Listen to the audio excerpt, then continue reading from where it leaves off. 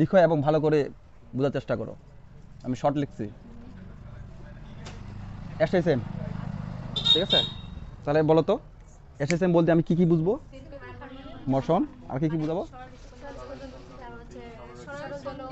হ্যাঁ, সরল চন্দ্র স্পন্দন। হ্যাঁ স্যার, এটা কিন্তু সাথে সাথে বুঝতে হবে যে এখানে আমি ওগুলোই বুঝাইছি। ঠিক আছে, সিম্পল হারমোনিক মোশন, তার মানে এখানে বুঝাচ্ছি আমি সরল চন্দ্রিত স্পন্দন, স্পন্দন গতি। ঠিক আছে, স্ট্রেট লাইন মোশন যেগুলো বলতেছে এগুলো সবগুলো এখানে আছে।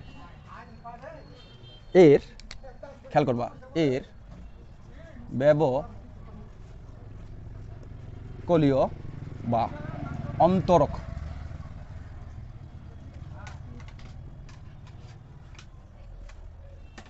সমীকরণ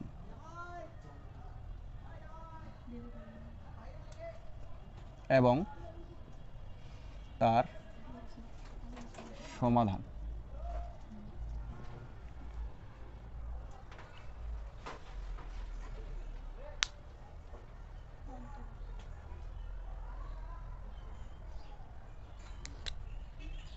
এটা এটা মানে জানো তো না, এটা ডিফারেন্সিয়াল মানে ডিফারেন্সিয়েশন।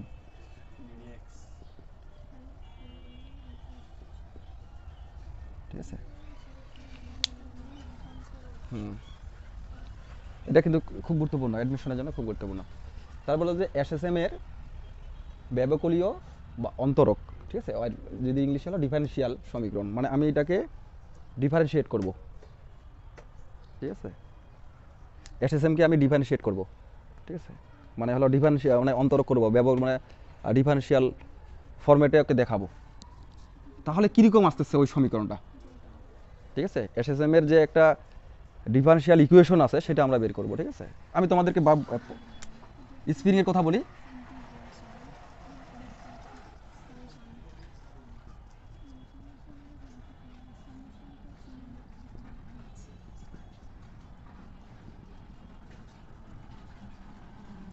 এটা সাম্যাবস্থা, তাই না? এটা তো বারবার বলছি আমি, এটা সাম্যাবস্থা। তাহলে স্প্রিংটাকে আমি একটু নিচের দিকে বল প্রয়োগ করলাম, তাই না? স্প্রিংয়ে যদি নিচের দিকে বল প্রয়োগ করি, খেয়াল করবা তো আগের যে ছিল, তাহলে স্প্রিংটা কি প্রসারণ হয়ে মনে করো যে এই জায়গায় চলে আসলো। ঠিক আছে, তাহলে সরণটা কোন দিকে হয়েছে স্যার? নিচের দিকে। দিকগুলো খেয়াল করবা। আর রেস্টোরিং ফোর্সটা কোন দিকে কাজ করবে? উপরের দিকে, কারণ আমি আমার অ্যাপ্লাইড ফোর্সটা কাজ করতেছে নিচের দিকে। আর স্প্রিং এর একটা নির্দিষ্ট যে বল আছে ও কি করবে? স্প্রিংটাকে সংকুচিত করার চেষ্টা করবে। তাহলে ওর বলটা কাজ করবে কি উপরের দিকে। এটাকে আমি বলছি স্প্রিং ফোর্স বা রেস্টোরিং ফোর্স। ঠিক আছে, এটা তাহলে এর দিকটা কিন্তু উপরের দিকে, খেয়াল করবা। বুঝছে? আচ্ছা, এটা যদি হয়, এখন এখানে আসো, এখান থেকে এখানে আসো, তাহলে F R equal to M A লেখা যাবে কিনা? এর আগে তো বলছি, তাই না, যে আমরা হলো এখানে তুমি যদি খেয়াল করো এফ ইকুয়াল টু এম এ যদি আমি দিতাম, তাই না, তাহলে আমি যে বলটা প্রয়োগ করতেছি সেই বলের জন্য ওই বস্তুটার যে অসিলেশন হচ্ছে, তার জন্য যে ত্বরণ হচ্ছে সেটা, আমি আমার বলের কথা চিন্তা ভাবনা করতেছি, তাই না? এখন তুমি যদি চিন্তা ভাবনা না, আমি হলো স্প্রিংয়ের যে বল আছে, স্প্রিং একটা বল আছে না, ওই বলের কথা চিন্তা ভাবনা করতেছো, তাহলে কি এফ আর দিতে হবে এখানে। ওই ওই তার মানে হলো এটা F equal to M A তো লেখা যাবে, আর F R equal to M A লেখা যাবে কিনা এটা আমাকে বলো তো। কেন যাবে? হ্যাঁ, কেন এমজি লিখতে হবে রে? এই ফোর্সটা চিন্তা করো, এই ফোর্স তুমি যে এফ ইকুয়াল টু এম এ যে বলতেছো, তাই না, এটা তো আমরা জানি, ছোট থেকে জানি। তাহলে এই বলটা কার বল তুমি জানো? হ্যাঁ, প্রযুক্ত, মানে যেই বলটা দিয়ে আমি বস্তুটাকে কি করছি, মুভমেন্ট করাচ্ছি, আমরা প্রযুক্ত মানে আমার যে বলটা, আমি সেই সূত্রটা, আমি সেই বলের কথা এখানে বলতেছি, তাই না? আর ওই বস্তুটারে কি হচ্ছে, মুভমেন্ট হচ্ছে না। আমার বলটা ছেড়ে দাও, স্প্রিং এর তো একটা বল আসছে, তাই না, আর ওই বস্তুটাই তো মুভমেন্ট হচ্ছে, হচ্ছে না? তাহলে ওই বলের কথা এখানে বলতেছি আমি, মানে স্প্রিং এর যে বলটা সেই বলে করতেছে। হ্যাঁ, আমার বলটা আমি বল প্রয়োগ করে নিচে টানছি, ছেড়ে দিচ্ছি। তারপরে স্প্রিং এর যে বলের যে, হ্যাঁ স্প্রিং এর, হ্যাঁ, তাহলে স্প্রিং এর বল লেখা স্প্রিং ফোর্স হয়েছে। এই জন্য এটা লিখছি, লেখা যাবে তো না এটা? আচ্ছা, এটা লিখলাম।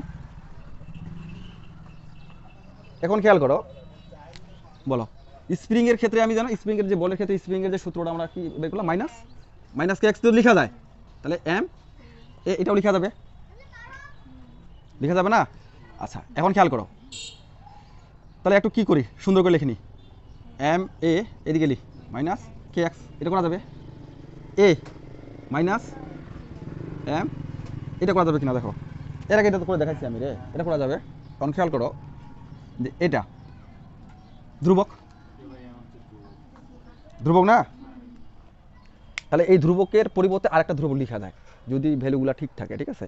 এই ধ্রুবকের পরিবর্তে আমি ধরলাম এই কে আর এম এর যে মানটা বের হবে এটাকে আমি খেয়াল করবা, এই ধ্রুবকটাকে আমি এটা লিখতেছি ওমেগা স্কোয়ার এক্স, মানে আমি এখানে লিখছি হলো omega square equal to K by M.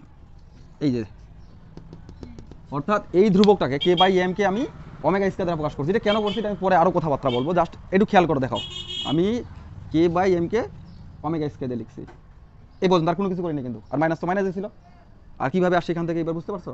এখন দ্বিতীয় নাম্বার যে প্রশ্নটা হলো খেয়াল করবা, এখানে লিখে দিই আমরা ভি ইকুয়াল টু কি লিখতে পারি, এক্স বাই টি লেখা যাবে, যাবে না?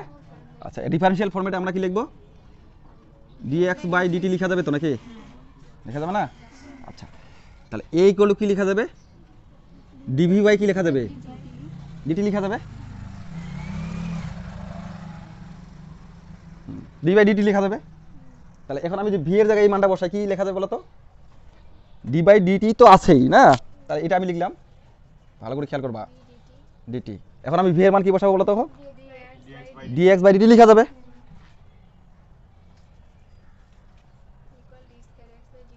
তাহলে আমি কি লিখতে পারবো, D square x by DT square, এটা লেখা যাবে কিনা দেখো, কিছু করে নেই তো না, খালি জাস্ট ওটা কি লিখছি। তাহলে এর জায়গায় আমি কি লিখতে পারবো স্যার, হ্যাঁ কি লিখতে পারবো, D square x by DT square minus omega square x, তাই না? তাহলে এটাকে এক পাশে নিয়ে দে, ডি স্কোয়ার এক্স কোথায় এক্স কাটাই গেল রে,